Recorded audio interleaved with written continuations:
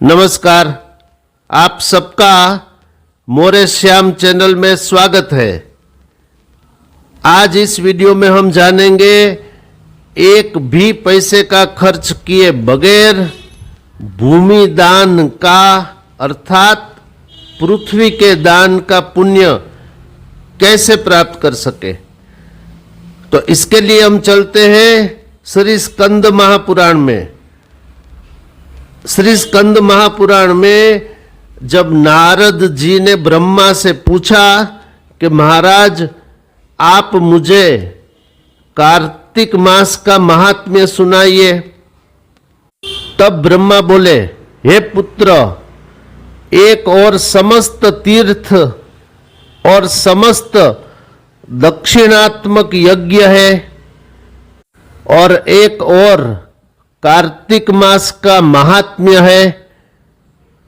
तो ब्रह्मा कहते हैं कि जो पूर्वोक्त समस्त तीर्थ और यज्ञ इसका जो पुण्य है वो कार्तिक मास के महात्म्य के आगे अर्थात उनके सामने 16वें अंश के बराबर भी नहीं, अर्थात 16वां अंश तक का भी पुण्य नहीं दे सकता समस्त तीर्थ और समस्त दक्षिणात्मक यज्ञ।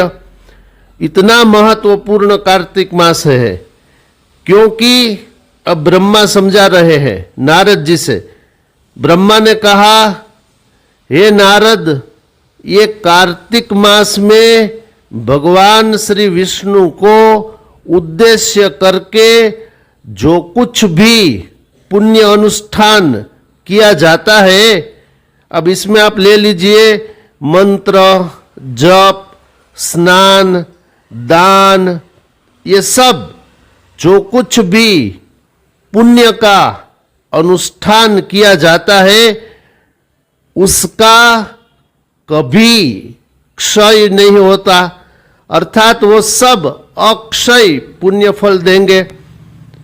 इसका अर्थ क्या हुआ कि कार्तिक मास में जो कुछ भी स्नान, दान, जप, दान में विशेषतः अन्नदान और जलदान ये करते हैं भगवान श्री विष्णु को उद्देश्य करके, अर्पण करके, तो ये सब अक्षय फल देने वाले हो जाते हैं।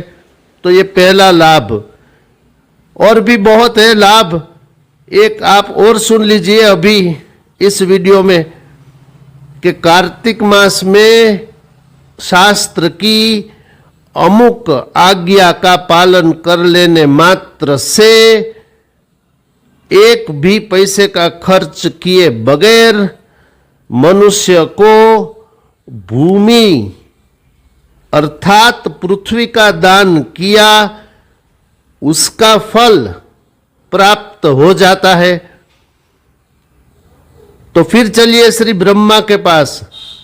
तो भगवान ब्रह्मा कहते हैं नारद को उद्देश्य करके, सुनिए, सूर्य चंद्र ग्रहण के समय ब्राह्मण को भूमि का दान अर्थात पृथ्वी का दान करने से जो फल मिलता है वही फल कार्तिक मास में भूमि पर शयन करने से प्राप्त हो जाता है।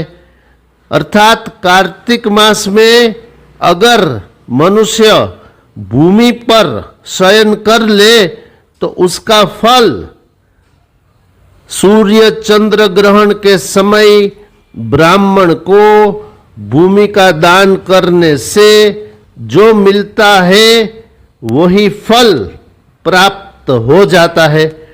और क्या होता है भूमि पर शयन करने से?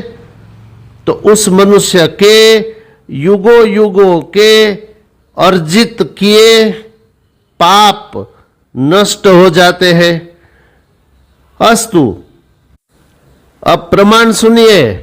ये मैंने आपको श्री स्कंद महापुराण के कार्तिक मास महात्म्य के अध्याय नंबर 1 और अध्याय नंबर 2 से अमुक श्लोकों का भावार्थ सुना दिया।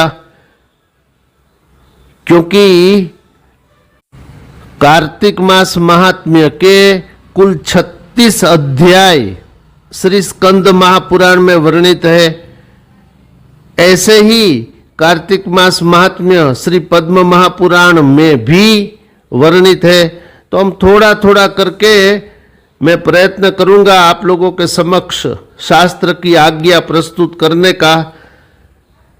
इस वीडियो में इतना ही।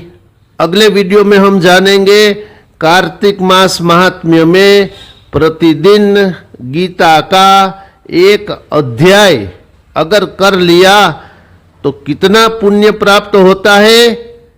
देखते रहिए मोरे श्याम चैनल। आप सबसे निवेदन है, जिन्होंने अभी तक इस चैनल को सब्सक्राइब नहीं किया, कृपया सब्सक्राइब करिए, इसे लाइक शेयर और कमेंट्स भी करिए। शेष फिर कभी। बोलिए श्री राधा कृष्ण भगवान की जय।